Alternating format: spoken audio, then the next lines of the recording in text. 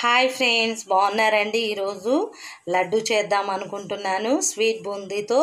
మనం ముందుగా శనగపిండిని తీసుకొని చక్కగా వాటర్ వేసి తడుపుకోవాలండి. ఫ్రెండ్స్, ఆయిల్ హీట్ అవుతూ ఉంది.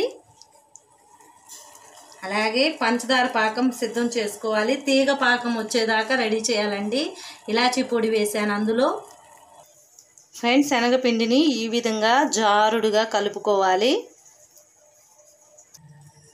ఫ్రెండ్స్, ఆయిల్ హీట్ అయింది. ఇప్పుడు మనం ఇందులో శనగపిండిని పోసుకొని చక్కగా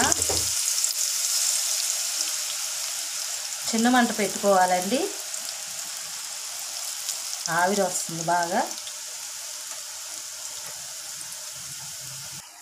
ఫ్రెండ్స్, ఈ విధంగా నురుగు వస్తుంది కదా, మనము చక్కగా తీగపాకం రానిచ్చేసి ఆ వేగిన వాటిని ఇందులో వేసుకోవటమే.